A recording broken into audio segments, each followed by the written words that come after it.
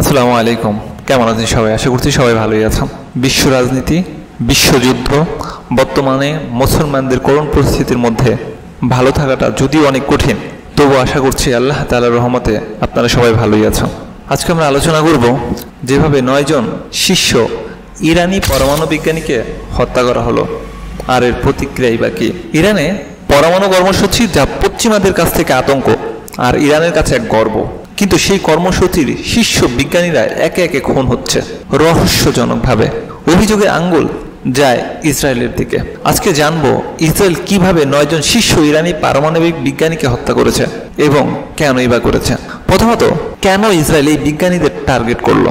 Israel বরাবরই দাবি করে ইরান গোপনে পারমাণবিক অস্ত্র বানাতে চায়, যা ইসরায়েলের জন্য হুমকি। তাই ইরান যেন পারমাণবিক বোমা বানাতে না পারে, সেই জন্য ইসরায়েল শুরু করে গোপন অপারেশন, যার লক্ষ্য বিজ্ঞানী হত্যাকাণ্ড। চলুন দেখা যাক কিভাবে হত্যা করা হয় বিজ্ঞানীদের। ইসরায়েলের গোয়েন্দা সংস্থা মোসাদ ব্যবহার করেছে অত্যন্ত নাটকীয় এবং ফিল্মের মতো টেকনিক। প্রথম বিজ্ঞানী হিসেবে নাম আসে মাহসুদ আলী মোহাম্মদী। একটি রিমোট কন্ট্রোল বোমা তার গাড়ির নিচে লাগানো হয়।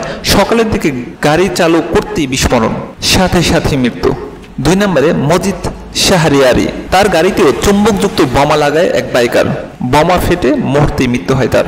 3 নম্বরে ফারিদুন আব্বাসি, তার উপরও একই কৌশল প্রয়োগ করা হয়েছিল, কিন্তু তিনি বেঁচে যান। 4 নম্বরে দরিউস রেজাইনের জাদে, মোটরসাইকেল করে আসা এক বন্দুকধারী তার স্ত্রী সহ তাকে গুলি করে হত্যা করে। হামলার ধরন ছিল হিট অ্যান্ড রান, গুলি করো এবং দৌড় দাও। 5 নম্বরে মোস্তফা আহমাদি রোশন, আবারও মোটরসাইকেলের চুম্বক বোমা। উচ্চ পর্যায়ের নেট্রন ফ্যাসিলিটির পরিচালক ছিলেন তিনি। 6 নম্বরে মোহসেন ফাকরিজাদে, সবচেয়ে বিখ্যাত হত্যা। বলা হয় এআই নিয়ন্ত্রিত রিমোট মেশিন গান ব্যবহার করে ইসরায়েল তাকে হত্যা করে। এটি ছিল সম্পূর্ণ দুর্নিয়ন্ত্রিত, কোনো এজেন্ট ছিল না। ইরানকে যন্ত্রচালিত স্নাইপার অ্যাসোসিয়েশন বলে অভিহিত করে। এছাড়াও আরও অন্তত 3 বিজ্ঞানী দুর্ঘটনা, হার্ট অ্যাটাক বা বিষক্রিয়াতে নিহত হয়, যা সন্দেহজনক বলে মনে করে অনেক আন্তর্জাতিক বিশ্লেষক।